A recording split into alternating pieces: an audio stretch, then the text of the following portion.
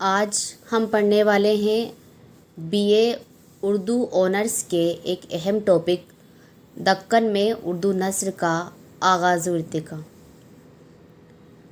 اگر آپ اس کے علاوہ کسی اور ٹاپک کو پڑھنا چاہتے ہیں، سمجھنا چاہتے ہیں، نوٹس بنانا چاہتے ہیں تو اس ٹاپک کا نام کمنٹس میں لکھیں۔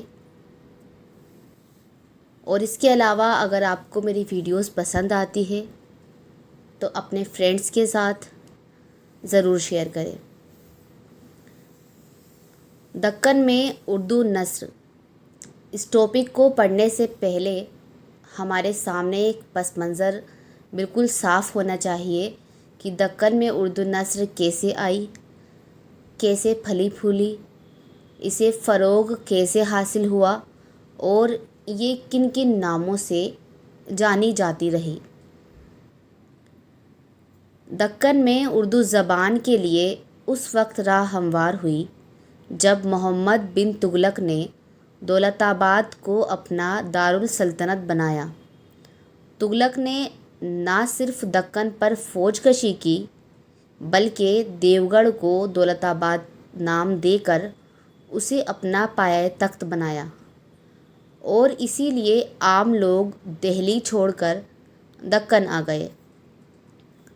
تو اس پورے پیرا میں ہم نے یہ سمجھا کہ دکن میں اردو کی شروعات اس وقت ہوئی جب تغلق نے اپنا دارالسلطنت کسے بنایا؟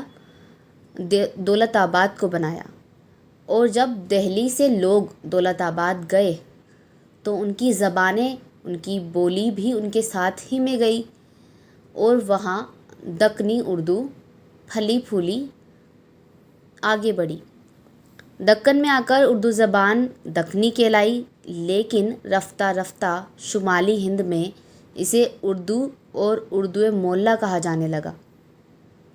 ایک طرح سے ہم یہ دیکھتے ہیں کہ دکن کے اندر اردو آنے سے پہلے شمالی ہند میں اردو شروع ہو چکی تھی، لیکن اگر ایک باقاعدگی کی بات کریں یا باقاعدہ طور پر بات کریں یا یہ دیکھیں کہ زیادہ ترقی ہمیں شمالی ہندوستان میں نہیں مل کر دکنی میں ملی ہے،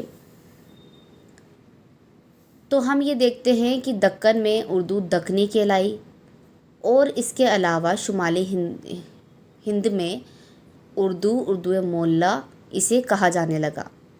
اس کے علاوہ دکن میں اس زبان ہندی بھی اسے کہا جاتا تھا، اور 1200 عیسوی تک یہی نام قائم رہا۔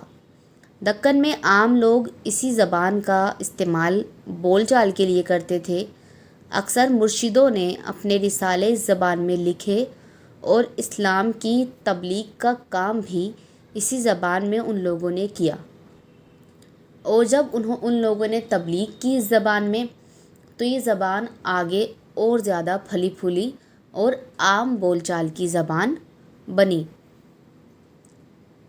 ویسے تو یہاں اردو نظم کے نمونے زیادہ ملتے ہیں، لیکن اردو نثر کی بھی یہاں کوئی کمی نہیں ہے۔ بہت سی ایسی تصانیف ہمیں نظر آتی ہے جو دکنی نثر کا عمدہ نمونہ ہے۔ جب دہلی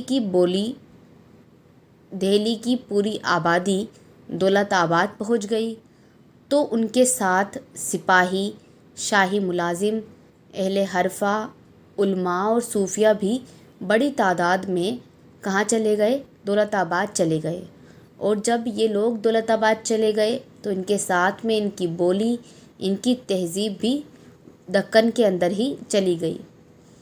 اب اس دکنی زبان کے جو اثرات ہیں وہ کافی ٹائم تک، یعنی ایک بہت لمبے عرصے تک دیرپا اثرات وہاں پر قائم رہے۔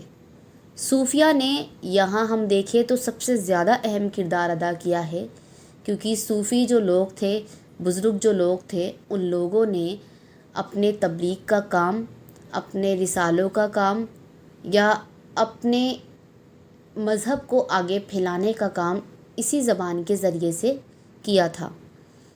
اس کے بعد میں تغلق بادشاہوں کی حکومت دھیرے دھیرے کیا ہوا کہ کمزور ہو گئی، اور دکن آزاد ہو گیا، اور وہاں جو سلطنت قائم ہوئی وہ تھی بہمنی سلطنت۔ اس دور کے اہم مصنف جو رہے ہیں ان کو میں نے ایک پوائنٹ وائز یا ہم کہیں کہ تھوڑا ایک ڈیوائڈ کر دیا ہے تاکہ آپ آسانی سے ان کے نام سمجھ سکیں اور ان کی تصانیف کو، ان کے کام کو سمجھ سکیں۔ سب سے پہلے اور سب سے اہم نام جو ہمارے سامنے آتا ہے وہ ہے خواجہ بندہ نواز گیسو دراز کا۔ خواجہ بندہ نواز گیسو دراز دکن کے یعنی بہمنی دور کے ایک اہم مصنف گزرے ہیں۔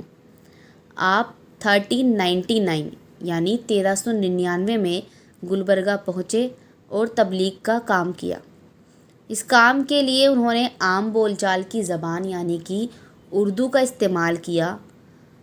تصوف سے متعلق کئی رسالے آپ سے منسوب ہیں، یعنی بہت سے رسالے ایسے ہیں جس کے اندر تصوف ملتا ہے اور یہ کہا جاتا ہے کہ یہ رسالے خواجہ بندہ نواز گیسو دراز ہی کے لکھے ہوئے ہیں، جیسے معراج العاشقین، ہدایت نامہ، تلاوت الوجود اور رسالہ بارہ ماسہ۔ ان تصانیف کے جو نام آپ کے سامنے آ رہے ہیں انہیں آپ کو اچھے سے یاد رکھنا ہے کہ کون سی تصنیف کس مصنف کی ہے۔ بندہ نواز کے بعد جو دوسرا نام ہمارے سامنے آتا ہے وہ ہے عبداللہ حسینی کا۔ عبداللہ حسینی جو ہے وہ خواجہ بندہ نواز گیسو دراز کے پوتے تھے۔ یہ ایک مشہور صوفی شاعر بھی گزرے تھے جنہوں نے نشاط العشق کا ترجمہ کیا تھا۔ نشاط العشق اس زمانے کی ایک اہم تصنیف تھی جس کا ترجمہ کس نے کیا تھا؟ عبداللہ حسینی نے کیا تھا۔ تیسرا نام ہمارے سامنے آتا ہے فخر الدین نظامی کا۔ فخر الدین نظامی سلطان احمد شاہ بہمنی کا درباری شاعر تھا۔ اس کی ایک اہم تصنیف مثنوی قدم راؤ پدم راؤ ہے۔ اس بات کو آپ یاد رکھیں کہ مثنوی قدم راؤ پدم راؤ ایک اہم مثنوی ہے جو فخر الدین نظامی نے لکھی تھی۔ نیکسٹ ہمارے سامنے آتا ہے شاہ میرا جی شمس الاشاق کا نام۔ میرا جی نے اپنے جو خیالات تھے، صوفیانہ خیالات تھے، وہ نثر اور نظم دونوں میں پیش کیے ہیں۔ ان کی جو تصانیف مشہور ہوئی ہے وہ ہے خوش نامہ، خوش نغز اور شہادت الحقیق۔ اس کے علاوہ جو ایک نثری تصنیف ہے شرح مرغوب القلوب، وہ ان کی یادگار مانی جاتی ہے۔ نیکسٹ نام ہمارے سامنے آتا ہے برہان الدین جانم کا۔ برہان الدین جانم ایک صوفی اور عالم گزرے ہیں۔